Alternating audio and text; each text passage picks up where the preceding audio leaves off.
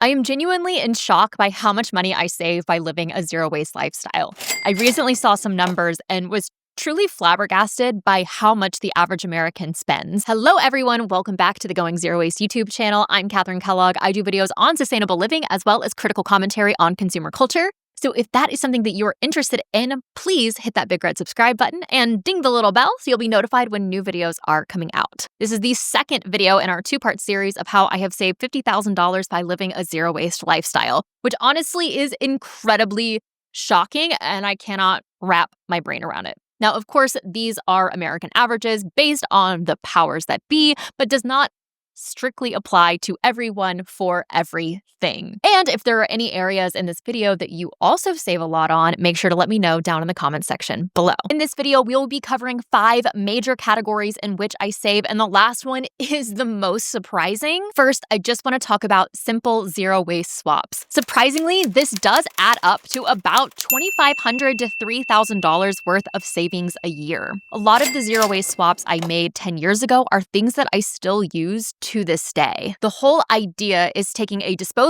product and instead swapping it out for a reusable product that you can use over and over and over again. And one of the main core principles behind zero waste living, of course, is to live a little bit lighter on the planet. And while a lot of these products do take more emissions to make up front, the fact that you can use them for 10 years as opposed to their disposable counterparts obviously saves so much resources in the long run. Now, I have a whole long-form video on things I don't buy anymore. This is one of my favorite series that I often run, showcasing a lot of these reusable products I can use, but we're going to go ahead and hit a high level in some of the biggest, most impactful swaps for your wallet. A big one is paper towels. In the US, most people go through about 2 rolls of paper towels a week, and that can tally up to more than $150 savings a year by just switching out for rags. I don't use any paper towels in our house, and we have an entire color-coded system where there are different colors that belong to each room, and that way you're never wiping down your face with a towel you use to wipe down the toilet. Period products aren't only more comfortable, they're also going to save you a lot of money in the long run. I love my K&S products because I personally manufactured them to be the most comfortable pair on the market. And it's so nice not having to worry about any disposable pads anymore, most of which are made with plastic.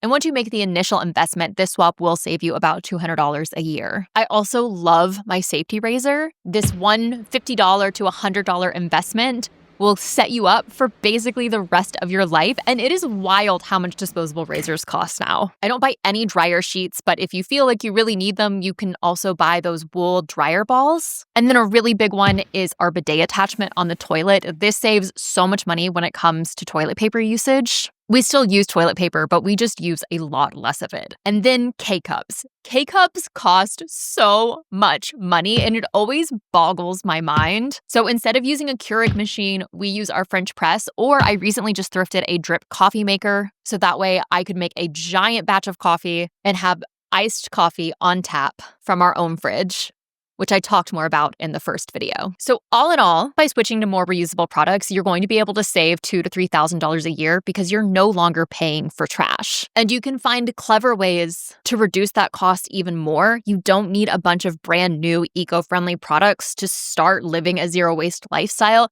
In fact, it is far more eco-friendly to use what you already have and to use it up to its fullest extent. And then I always recommend taking a week or 2 before replacing that item to make sure that you actually need it. That's how I found out I don't really need saran wrap or aluminum foil at all. This swap is really hard to quantify, but I do think it belongs underneath the zero waste section because it is an overarching theme of the lifestyle, which is to borrow, swap, and to repair. So instead of throwing something out when it's broken, trying to fix it and trying to repair it. I don't know what I did, but I do think I somehow personally offended a very vicious gang of moths because every year they do put holes in at least 5 of my sweaters, and it drives me up the wall, and I'm going to have to do something to stop them. They must be stopped. But instead of throwing out my sweaters, I'm going to repair them. And that is because I love them and because I buy really high quality pieces that I want to keep. So it's really hard to quantify how much I'm saving, but instead of having to go out and buy a brand new sweater, now I can continue wearing the one that I love. And also, most of my nice pieces are gifts for my family. For instance, this cashmere sweater, which was about $200, was a gift for my mom for Christmas.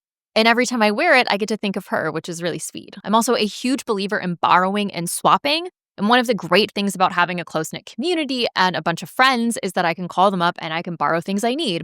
For instance, I have 2 muffin tins, and my friend Joe, when he bakes muffins, he'll call me, he'll borrow my muffin tins, and then I'll get them back. Very rarely do we need the muffin tins at the exact same time. He's gonna go shoot some content for the theater, he's gonna borrow my tripod, and that's why I have to film this video very quickly because he's gonna be here in about an hour. But we can share these resources, which is really, really lovely. By the time you watch this video, Halloween will have passed, but all of us have swapped costume pieces and costume parts, and no one has had to buy anything because we all have what everyone else needs, and then we can just swap it all around. So being able to borrow from your community is a great way to save a lot of money. Another major area of spending is going out to eat. And I will say that is something we love to do, and it is an area that we do spend on. But there's a major way that we save. The average American spends about $1,600 a year on takeout and delivery, and we don't spend any money on takeout and delivery. If we want to go out to eat, we have made a pact that we will go out to eat. Of course, we live in a very walkable area, and we want to make going out to eat an event. If we are in a very big rush and we don't have a lot of time to eat, we will just make a peanut butter and jelly sandwich to eat at home, instead opting to save our money for going out for nicer dinners. We usually do 1 cafe date a week where we go out to breakfast. This is usually about $30. And then we do a really, really big, nice dinner date about every 6 weeks. And these also include our big birthday dinners, or if friends and family come into town and we take them out for a really nice meal, because we want to make sure that we're allotting our funds in a way that we feel best serves us. And I do really want to stress this is what we do because it feels good for us and it works for our lifestyle. And it just so happens that we have saved a lot by changing these habits. But you should do what makes you feel good and make sure that you're prioritizing your spending in a way that you feel served. The point of these videos isn't to say what I do is right and what you do is wrong. The point of the video is to say you should examine how you're spending your money and make sure that it's serving you in the best way possible. And I hope that maybe this might inspire you to have those self-reflections and to find what works best for you. I don't talk a lot about finances on this account, but saving for our retirement, having a fully funded emergency fund, those are things that are really important to us. And those are part of our priorities that we know are good for us. And cutting back from areas like impulsive purchases, which we talked about in the last video, which weren't serving us at all, instead can be funneled into things that will serve us. Another big way that we save in this category without feeling deprived is we have supper clubs. This is your time to throw a soup party. Soup! Soup! Soup! I made matzo ball soup. I have a vegan creamy mushroom soup. I made a miso white bean stew. Today we have a curried soup with jackfruit and peanuts. Mexican pinto bean soup. This is a vegan molten lava cake. Yum. Vegan ice cream and strawberries on top. Ooh. Whoa, dessert soup. And we do get-togethers at friends and potlucks, and we have these events where everyone makes one dish, which costs, maybe $5. And then you can go in and you get to feast and hang out with your friends, and everyone brings takeout containers and you can grab and go. And we have done a vegan supper club on and off for 4 years now. And that's always so much fun to see what everyone brings. And then everyone does a plant-based recipe share. And the really fun fact about this is there's only one vegan in the club. So it's been an amazing way to encourage more plant-based eating among the friend group, as well as just try delicious new recipes and to be able to eat 2 or 3 very robust meals for several days in a very budget-friendly way. Another area that we save quite a bit on is alcohol. We are not very heavy drinkers, and we usually get gifted quite a bit of alcohol during the holidays. We'll buy a nice bottle of wine whenever we're making a nice date night out. And we also like to have one really nice date night at home where we'll make a nice meal, maybe play a board game, and we will get a bottle of wine for that. So our wine budget's about $15 per month. And Justin goes to band practice about once a week, and they rotate who brings the beer. So he spends about $10 on beer a month.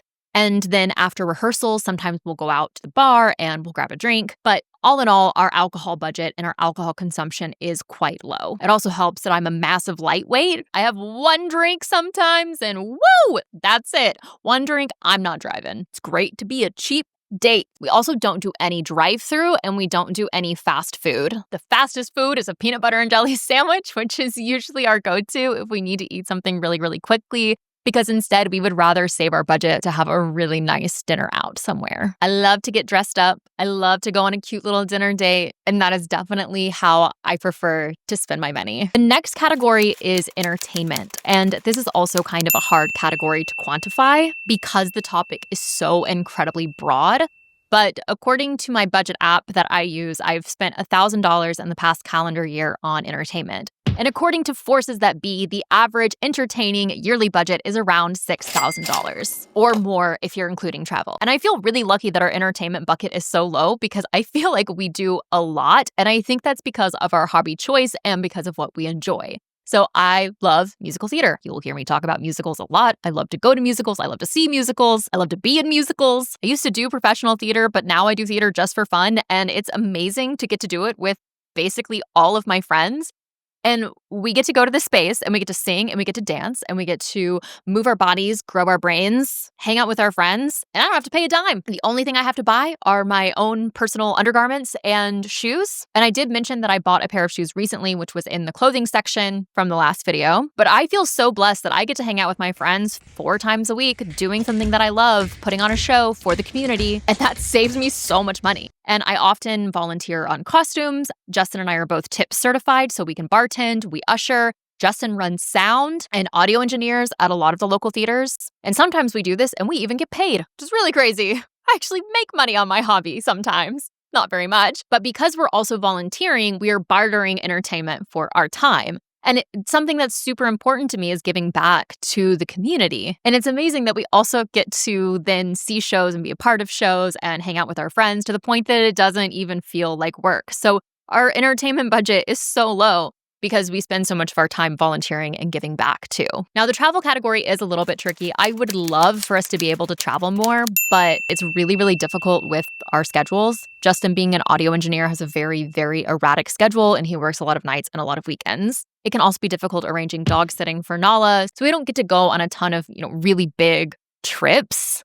I would really love to go to Europe with Justin, though. That's something that I really, really want to do. And I'm hoping that we'll be able to do something like a week-long trip or maybe 10 days to the UK. That's a really big dream trip of ours. But something we do instead is we often have weekend getaways. He goes away on a boys' trip. I usually go away on a girls' trip. We go out on a couples' trip. We usually go on about 4 trips a year with our friends over the weekend. And we'll either go to someone's house or we'll rent a cabin and we'll bring groceries and we'll all cook and we'll spend time on the lake and in the hot tub and reading and just enjoying each other's company. And this is the cheapest way to have a vacation. I'm currently working on a little girls' trip, going up to a cabin in the winter, so it's all snowy and nice. And the whole thing is going to cost $200 for the weekend per person, which is certainly way less expensive than a giant, massive trip. I do think traveling expands your horizons and is something that is such a beautiful core memory. And when you can do it, I think it's something that is such a beautiful part of life. And I do wish that we could do it more. But however, we are saving quite a bit of money. So I felt like I should at least include it in the video. Because even though we're not having these major life-changing travel events every single year, we're still getting to get away and to spend time with people we love. And I do think that's really nice. And then we're coming to the final category, which genuinely, absolutely has blown my mind.